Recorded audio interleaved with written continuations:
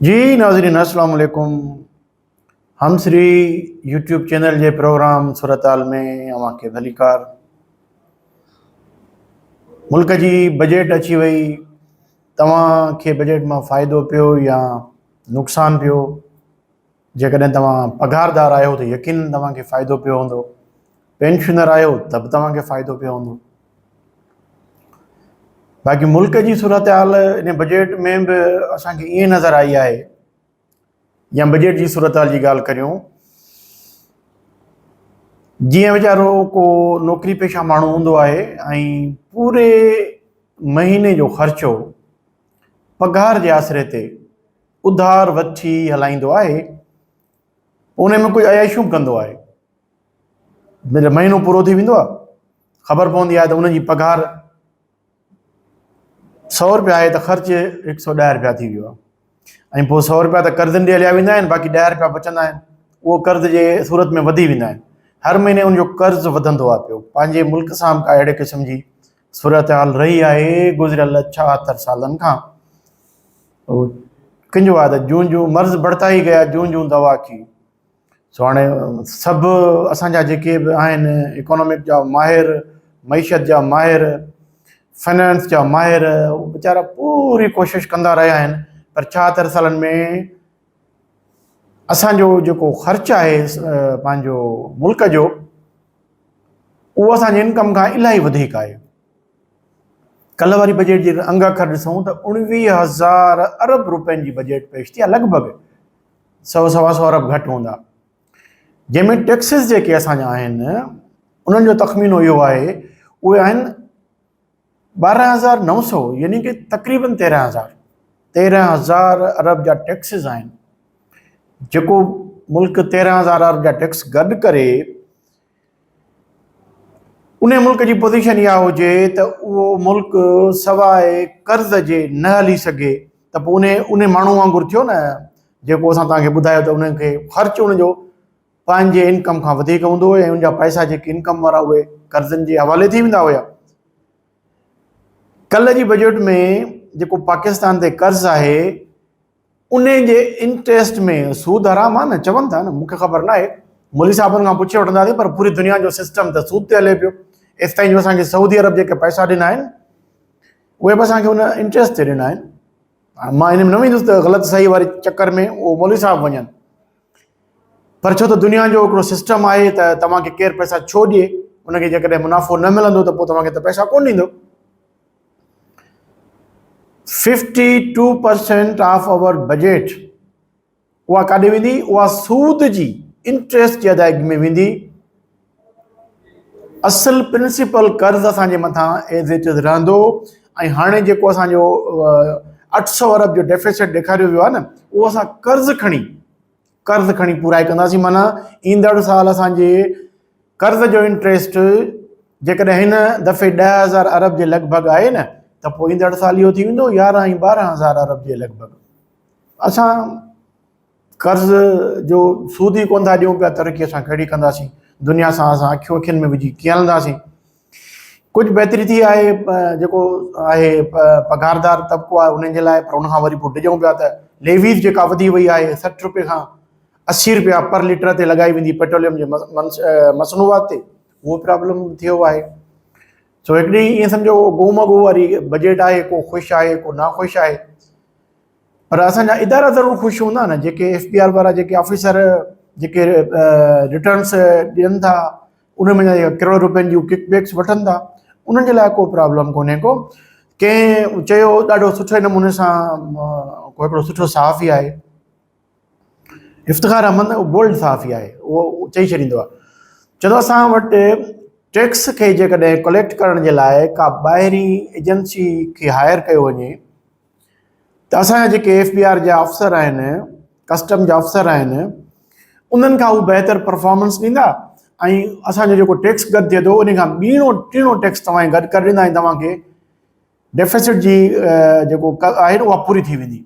उन सां गॾु हुन वरी ॿी ॻाल्हि कई, जे पोइ जेकॾहिं असांजी हुकूमतुनि में एतिरी ताक़त बि न आहे त पंहिंजो टैक्स कलेक्ट करे सघनि मुल्क जो, ऐं उहा ॿाहिरीं एजेंसी अचे कलेक्शन करे, त पोइ छो न मुल्क जी हुकूमत बि उन्हनि जे हवाले करे छॾिजे। इहा असांजी पोज़ीशन आहे। ऐं इहो बि तव्हां ॾिठो त पीपल्स पार्टी अखियूं ॾेखारणु शुरू कयूं, बजट में वञे कोन पई। पोइ वरी इसहाक डार साहिबु अचे वीचारे मिनतूं कयूं, हालांकि इसहाक डार फाइनेंस मिनिस्टर कोन्हे को। हाणे फाइनेंस मिनिस्टर जिन जो आहे उन्हनि बि शायदि मथां फ़ोन कई हुजे, पर असांजो जेको औरंगज़ेब साहिबु आहे उहो उन तकलीफ़ कोन कई पीपल्स पार्टी खे परचाइण जी। पीपल्स पार्टी वटि बज़ाहिर त ॻाल्हियूं जाइज़ हुयूं, अंदरि खां नाला थो ॼाणे। हू चवनि पिया त असांखे त हिननि बजट ठाहिण में ऑन बोर्ड वरितो ई कोन्हे को, जॾहिं त असां मेजर स्टेक होल्डर आहियूं हिन हुकूमत में, इत्तेहादी हुकूमत में। असां मिनिस्टर ई कोन वरिती आहे त घटि में घटि असांखे ऑन बोर्ड त वठो। उनखे ऑन बोर्ड वठण में हिननि खे तकलीफ़ थी थिए पई।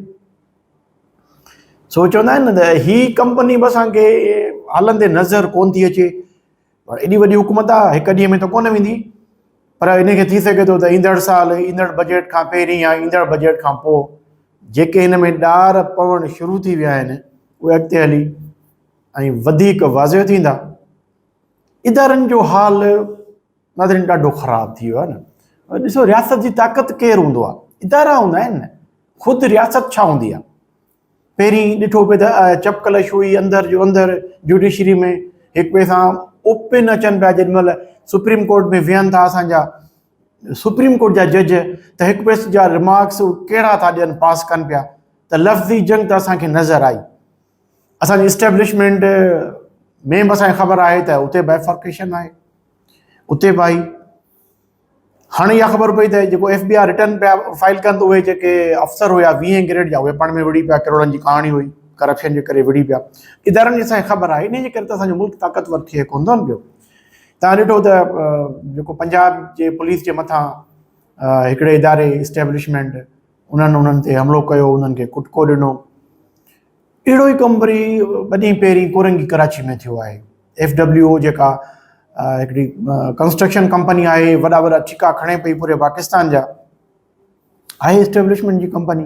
उनमें अफ़सर सभु हुतां जा हूंदा आहिनि, इंजीनियर कोर वारा खणंदा आहिनि। हिननि सां केरु पंगो बि कोन हणंदो आहे। वकीलनि जे मथे में को अची वियो हुयो त असां वकील आहियूं।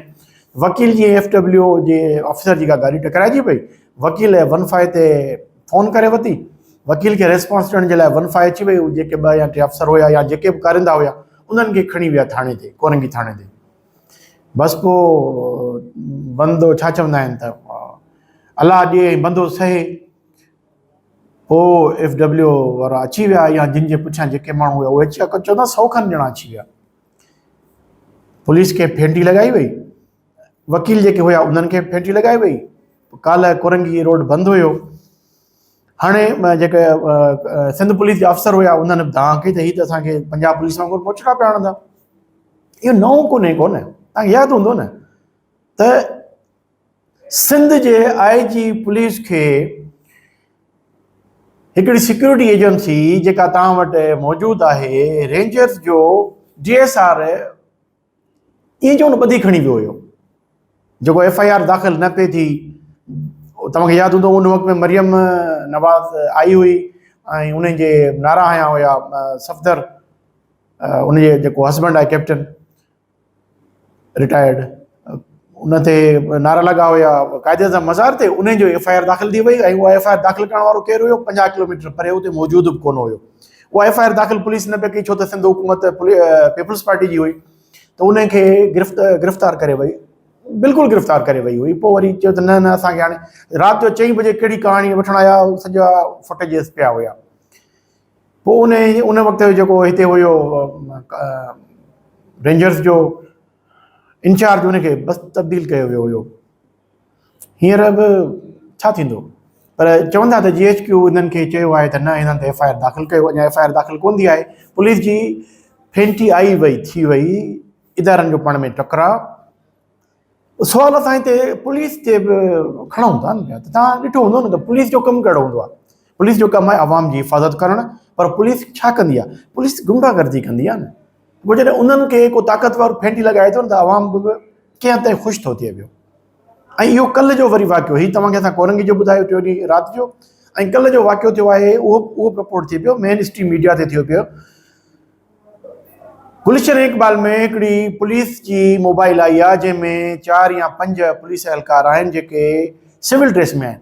ऐं हिकिड़े दुकानदार वीचारे खां 70,000 रुपया गन पॉइंट ते फुरे उनखे 2-3 थप्पड़ हणी था छॾनि पिया। इहो इदारो आहे। पोइ इन इदारे खे जेकॾहिं फेंटी को ताक़तवर इदारो हणे त पोइ इंसान वीचारो आम माण्हू त ख़ुशि थींदो न। इहा पोज़ीशन आहे बजट जी, इहा पोज़ीशन आहे पार्टियुनि जी, ऐं इहा पोज़ीशन आहे इदारनि जी। ऐं पोइ चवंदासीं मुल्क तरक़ी कंदो। पोइ साईं इहो त ख़्वाबु आहे, दीवाने जो ख़्वाबु आहे, पोइ जॾहिं थिए। घणनि शयुनि ते गौर करणो पवंदो। इदारनि में वेठल सरबराहनि खे ॾिसणो पवंदो, इदारनि में वेठल ऑफिसरनि खे ॾिसणो पवंदो। वसीला असां वटि तमामु घणा आहिनि, उन्हनि वसीलनि जो ज़ियान आहे। ऐं पोइ उहे पैसा हुंडी जे सूरत में, मनी लॉन्ड्रिंग जे सूरत में नार जे मुल्कनि में वञनि था। छो त यूरोप जा जेके मुल्क आहिनि उन्हनि कुझु सख़्ती करे छॾी आहे। तव्हांखे यादि आहे त 190 मिलियन पाउंड वारो जेको केस हले थो पियो, उहो असांखे बर्तानिया वापसि कयो हुयो त उन्हनि वटि मनी ट्रेल कोन हुई। मलक रियाज़ जे पुट वटि पोइ अञा उहो केस कीअं थो हले पियो, ओपन एंड शट केस आहे जेसि ताईं हले। पोइ इहे पैसा असांजा ॿाहिरि था वञनि पिया। पोइ मुल्क हले थो कर्ज़ ते। कर्ज़ ते मुल्क खे केसि ताईं हलाईंदो? इदारनि जी मज़बूती पाण जो पाण में विढ़ाए कीअं कमज़ोर कंदो? इदारनि जी साख केरु बहाल कंदो? आम माण्हू त कोन कंदो। जेके तव्हां ताक़तवर वेठा आहियो, पॉलिसी मेकर वेठा आहियो, पॉलिटिकल माण्हू वेठा आहियो, सोचो पंहिंजे मुल्क खे पंहिंजो मुल्क सम्झो। नाज़रीन, अॼु जो प्रोग्राम अव्हांखे कीअं लॻो? अव्हांजे फीडबैक जो इंतज़ारु रहे थो। सब्सक्रिप्शन ऐं शेयरिंग जे लाइ गुज़ारिश तव्हांखे हूंदी आहे। अला भाई।